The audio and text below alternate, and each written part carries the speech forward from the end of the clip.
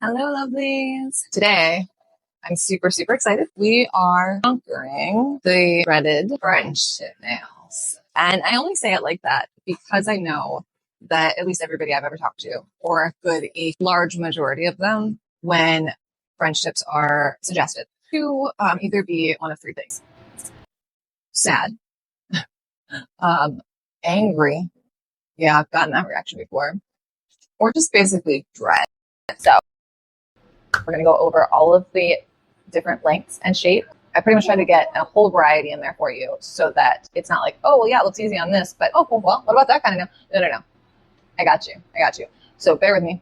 I'm going to go through the three basic techniques that I know of. I know we've got the rubber stamper, got the traditional liner, and then we also have the cleanup technique, which I will say ahead of time, I am not as confident in as I'm the other two.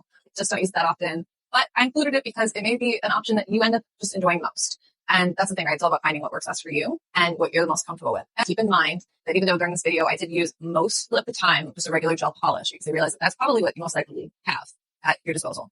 Gel paints, which are a little thicker, will tend to be easier in methods like the liner method and the cleanup method, but not as easy with the stamper method. So something to keep in mind. If you use a polish that has something like, let's say, oils or glitters in it, for example, it will have a slightly different laydown than a regular gel polish. Of course, it's for you to decide which techniques to play with. I suggest trying them all and seeing which one flows with what you like to do best. I mean, everyone has their own preferences and favorites and all of that. My favorite's always going to be the liner brush technique, but I still use the other two. In fact, so easy. It's so easy, especially when you mix two of the three together.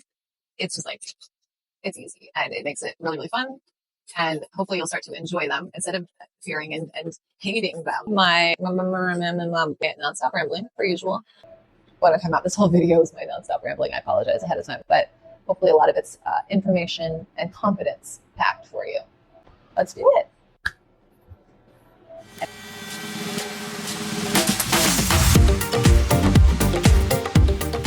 Okay, we're going to get started. So I have all 5 shapes here, and we are just going to get these prepped. I already painted them with my pretty nude pink color. And of course, prep your Frenchies with any color you like. We're just going to go traditional today.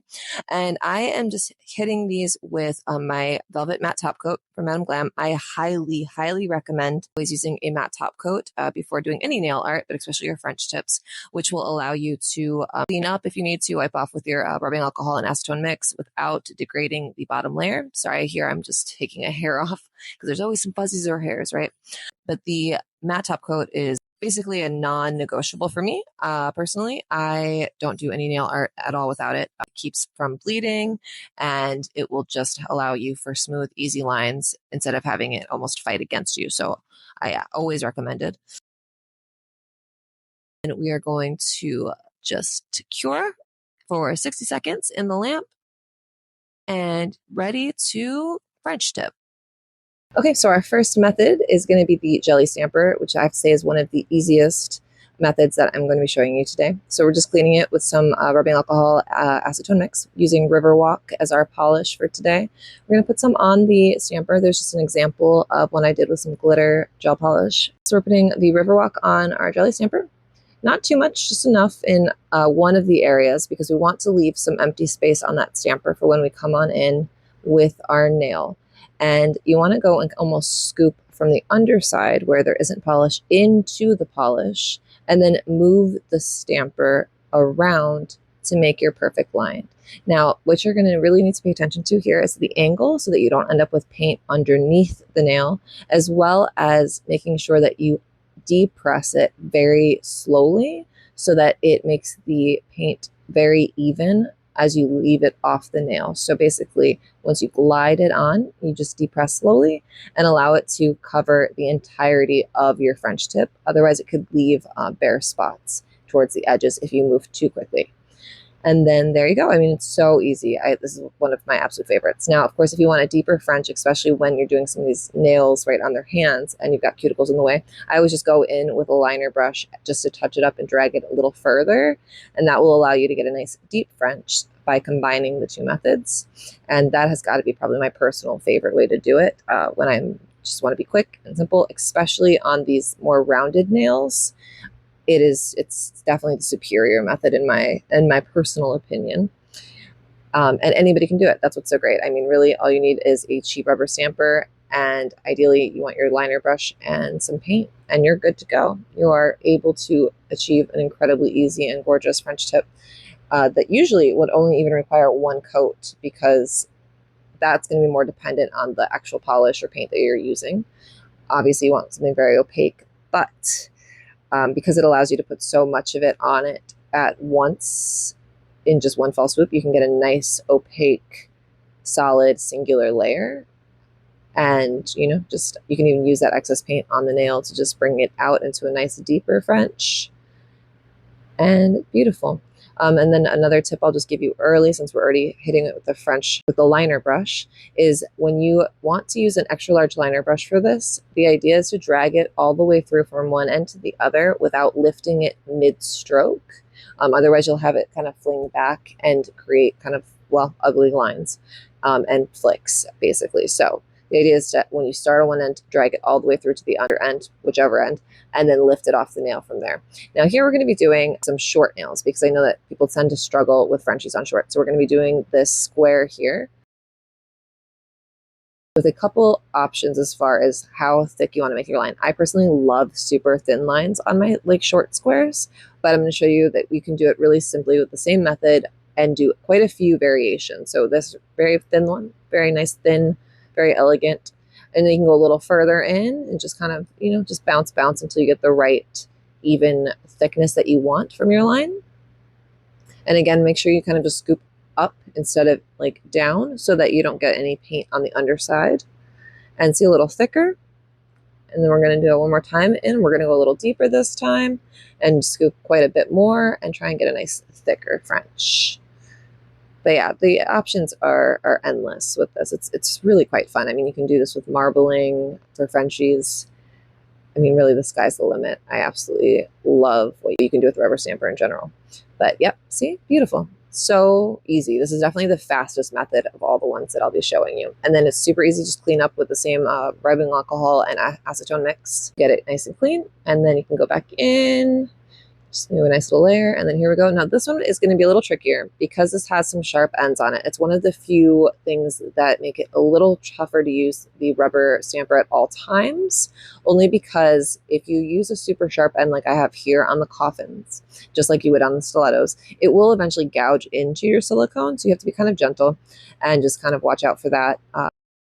And see, I'm not picking up enough slowly enough. So see how the edges are not getting fully filled. So you have to be really cautious of the angle as well as how slow you release.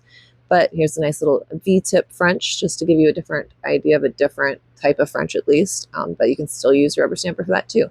It may be a little harder if it's shorter and on somebody's fingernails, right, to get it that deep down towards the sides. However, you can always, again, hit it with the liner brush and make it a perfect French. Look how fast. But see, this is the gouges that I was talking about. This is not too bad, but if you do it hard enough, you will definitely puncture it. So you'll want to have some backup stampers on hand if you are going to try and use this method on the sharper nail. So we're going to do just those three with this one, just because I don't feel like destroying my rubber stamper today.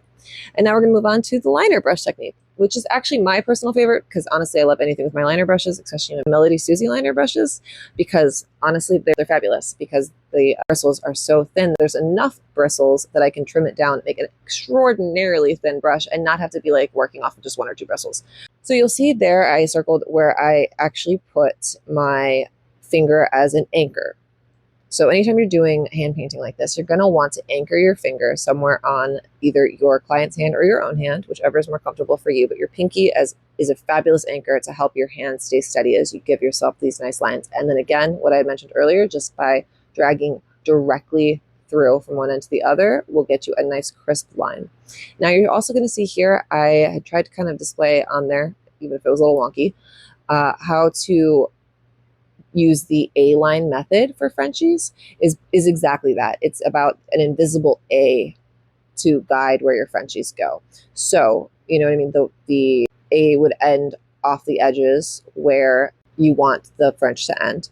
And then they would guide basically towards a V in the middle. And then the line across is where the end of the rounded parts of the French will end. So that will make it a lot easier for you to get a nice even French if you can kind of follow those guidelines. And now here we're switched over to our detail paints from Hona, which I will say is kind of funny. They're the only detail paints I have that are actually thinner than polishes. Generally, detail paints are thicker. So I figured, well, try this one out. I ended up not being a huge fan of it for this particular method for some reason. Usually I enjoy them, but these particular detail paints, yeah, they're just a little too thin. So you'd only have to go over it a few times. But here again, we're just going to be doing the same A-line method. See, so you just get your straight across line there. That way you know exactly where you want your French to end. It will help kind of guide those curves that you're going to take around so that you don't kind of end up getting a super one-sided or wonky French tip there. And then I started doing these on the more pointed, already A-shaped nails, just so it's a little easier to kind of follow the concept of the whole A-line method. But this works fabulously on any shape, just so long as your lines end up meeting at the top in the center, and then your middle line will go down where you want your French tip to begin in the center. So see, so now we're going to just take our liner and we're going to go curve. When I say though to start right where you start on one side and then keep going all the way through, you do not want to lift up your brush in between. Now, if you're struggling with this, you could switch over to a shorter brush, which will allow you to do curves without having to have it run through so far. But I honestly find that this 20 millimeter up to 25 millimeter brushes just give you the cleanest, straightest, even for these like less severe curves. So I highly, highly recommend it. And we're just going to keep redipping. And you want to make sure that your brush is pretty saturated, not overly saturated, but that's what I'm doing on the ring, is wiping off any excess paint just so that it's not overly saturated. And just continuing, double checking, making sure everything's even. Again, wiping off the excess and then just touching up that curve. You can draw the lines where you want them to meet if you need that a little additional help to figure out where your center point is. But generally, once I have met the first side lines to the top of the nail in the center, it's pretty easy to just take a look and figure out, you know, which way they need to curve and how deep. And then I love really, really deep Frenches. That's why I like the liner method too. I like to go all the way down to almost like the cuticle and wrap around. I think they're so pretty. So that's what I'm doing with this one. And then you have a few ways to fill it in. Sometimes you can fill it in with your liner brush, which I do quite often, but it takes a little longer, but you get a nice even distribution that way, especially when you use the long brushes. The shorter brushes will not give you a nice, easy self-leveling ability when you go to fill it in with it. So that is another reason why I stick with the longer ones. But you can go in with any brush. You can even go with your bottle brush, but because this is a detail paint without a bottle, I just went in with a regular gel brush. And then just doing a little bit of touch up.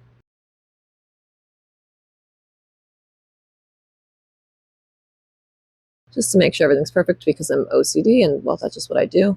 Again, some of these, because I'm doing them on press-ons, it may seem like, oh, that would be really difficult to do on someone's fingernails, but I promise you, I have tried all of them multiple times on someone's actual fingers. And as long as you are careful and take your time with these lines that are especially close to the skin, you can absolutely get these deep Frenches without touching their skin. If you need to, use a clip or your finger to pull back the skin, and you've got this, even with those high side walls, which I do have. So trust me, I know the pain.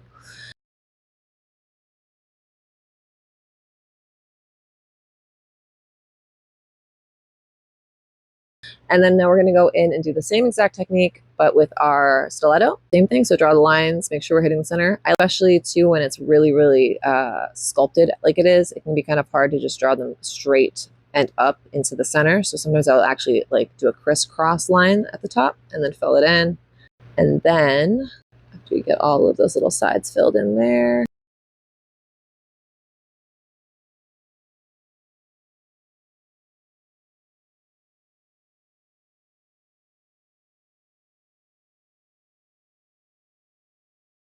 see, it can take a second, especially because this paint was not cooperating at all with me. I should have just stuck to the polish, but I wanted to show you guys, you know, how it goes down with all the different consistencies at least. But yeah, I ended up switching back later to the regular gel polish, and so just bear with me. This is for demonstration purposes anyways, right? We gotta see how everybody can have a little bit of struggle and still make it gorgeous, right? Like, we'll see how I lifted up right there halfway through and it kind of got stuck, bounced back, and then kind of made a mess. That is why I recommend the best way to use these long liner brushes is to start and then drag it all the way through, even if you're just redragging over something you've already done. All right, and then we're going to actually turn this one, the V-shaped one, into a regular Frenchie. So just doing the same thing, Just going to put that A line there where we want our Frenchie to end, wiping off excess, and then we're going to come in and just curve those edges. And that's another great point too, is with this one you can actually just drag it all the way through and then keep curving, and that will allow you to almost fill up the rest of the Frenchie all at the same time. 2 for 1. Unfortunately, because I had left the paint sitting on this nail and I did not cure it, it does start to kind of like get icky on me. I get little like freaking half-dried paintballs on there. Yes, I said paintballs, but whatever. So yeah, this one wasn't as easy. I left it in here though, just so you guys can kind of see what to and to not do, you know, and how you can change one style Frenchie into another fairly simply. It's the same concept still apply. But you know me, I love it. I love me a deep Frenchie. I really do. They're just so pretty. I love it. And it's really, really helpful too, just in practicing line work. So, I mean, I think Frenchies are one of the best ways to practice that.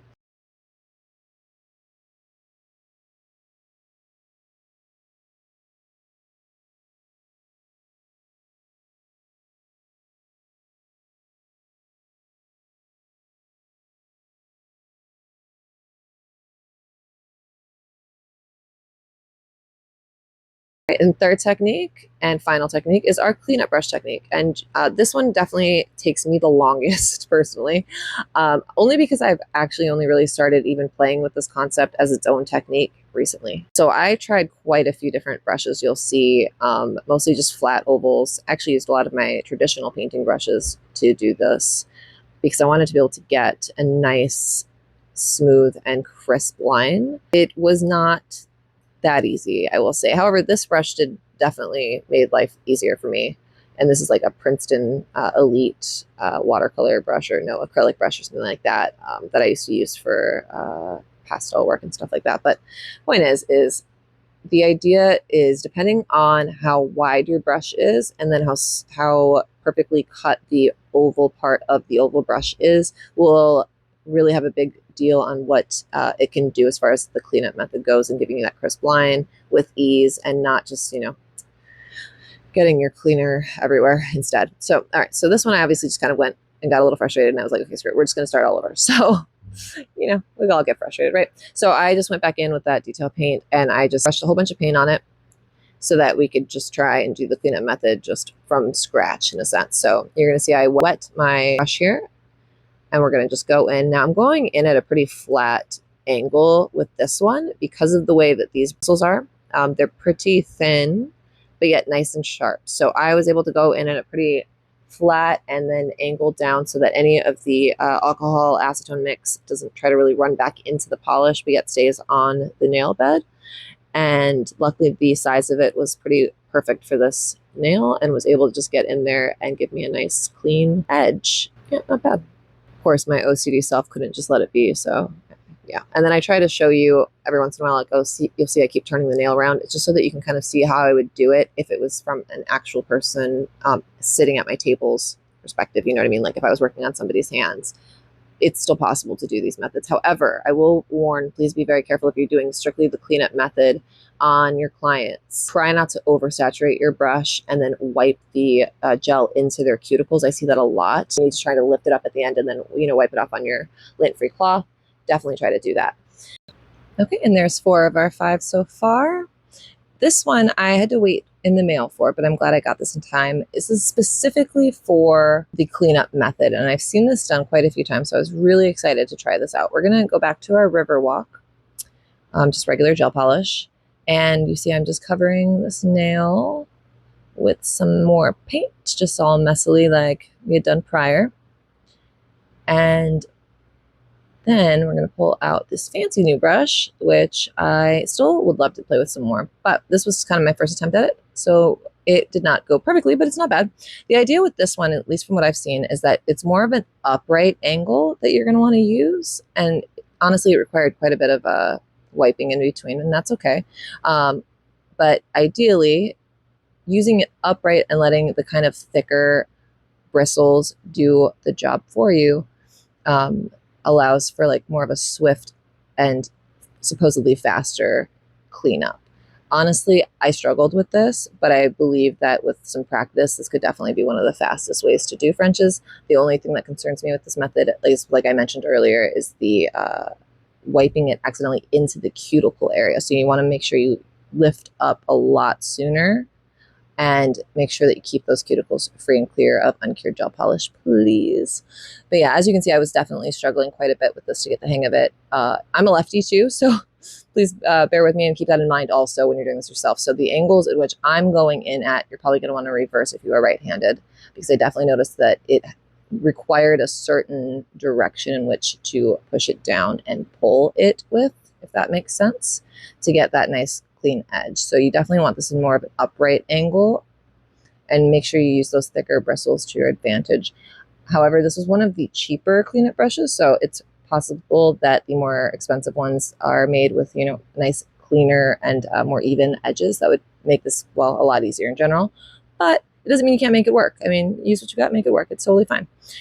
So yeah, you can see me kind of trying to go in and figure out how these bristles work for a bit. So I apologize, this segment is a little long, but hopefully this will help show you, what I could have possibly done better, what I didn't do so great, and how I kind of start to get the hang of it.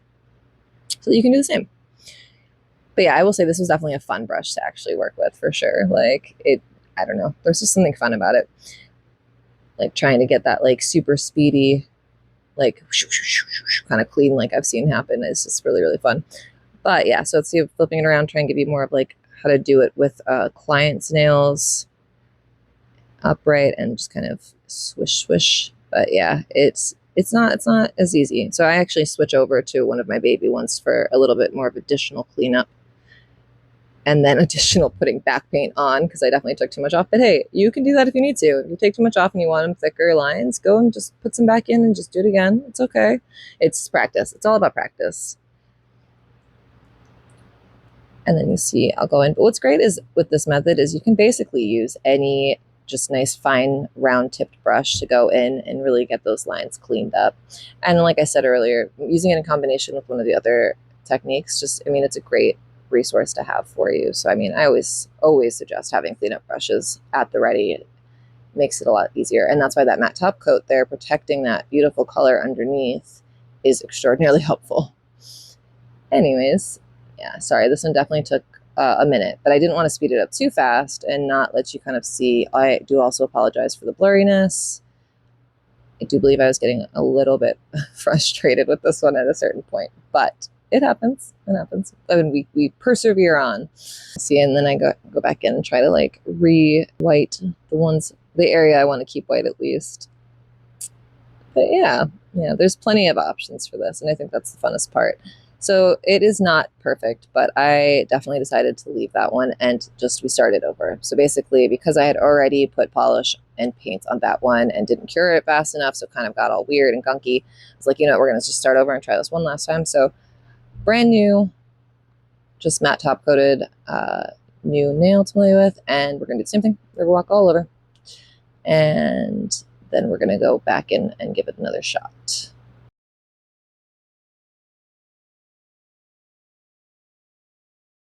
I don't like putting too much paint on, because ideally you don't want to have to take too much off, because I feel like that just kind of adds to it. However, you want to put enough on that you're not going to have to go in again. So that's why I like Riverwalk over Madame Glam's other white, the Perfect White, because it's definitely a very, very opaque, very bright white. I think it's perfect for French tips. Now we're going to go back in with this one again. I'm trying more of the flat angle just for at least the initial part of cleanup. But again, like I mentioned a bajillion times now, the cuticle area is what would concern me the most. But for press-ons and things like that, practice, it's definitely an easy way to go. Because see how like beautifully wide and like well that cleans up. I think that's so cool. It does a very good job at getting it like that first or second swipe. It's just very, very lovely. And then we're going to try and go into the sides and get a nice little swoops. Little swoops, that's what I'm calling them. Little swoops. And just really get those nice rounded edges.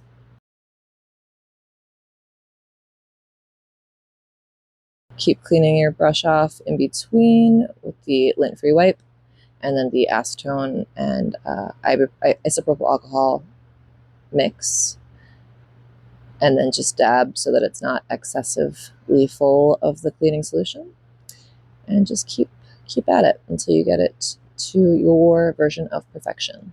Ideally, you don't probably want to be as OCD about it as I am if you are on time restrictions. However, if you don't have time restrictions, go for it. Make it as absolutely beautiful and perfect as you want, just like I did. So yeah, again, I apologize for how long this segment is, but I did not want to speed it up or cut out parts that are less than perfect just because they're less than perfect. You can see that even I struggle sometimes, especially on my first or second, even third attempts. But yeah, eventually, it gets there. It gets there. And I don't really see much difference between the techniques, at least, when it comes to the final result. It's really just about how you get there. Yeah, with this particular brush, I definitely felt like more of that upright versus the flat angle made a big difference, especially because this one was particularly thicker and not as long of bristles on the brush. So it definitely just takes some trial and error to figure out between which brush you're using and how much pressure, as well as what angles to go in at, I should just say. But yeah, so it just takes a little practice. You'll get it. I also have in the background there the gel paints that I have from Nail Couture, which are like traditional gel paints where they are thicker. I don't think I had a chance to get into using them in this tutorial. However, they are absolutely fabulous, especially with the liner brush method. So I will just say that. And see, not bad at all. Not bad. I personally think it's fabulous. So here we are. We have all 5 shapes in various sizes, all French tipped, using all 3 of our methods. So, I mean, come on, not so bad. I think you guys can easily tackle any of these, if not all of these. And I would love to see what you guys do. So please let me know if any of these were helpful and which ones you're excited to try. And if you're new, if you like this video, at the end, don't forget to subscribe. No pressure though. I'm just hoping that you will thoroughly enjoy this one. I have been really excited to get this one out to you guys. And I'm happy, more than happy, to show you more examples and go through it a few more times on different sizes, shapes, different styles with different materials. We'll just say. I am thinking that it would be fun to show you guys how to do more of the less traditional, more fun and artsy and creative French tips, and how to like decorate them, French tip outlines, talking about V shapes, all the different kinds. If you guys are interested in it, please let me know down below. I'm also, let me know what you want to see, and I'm happy to show it to you.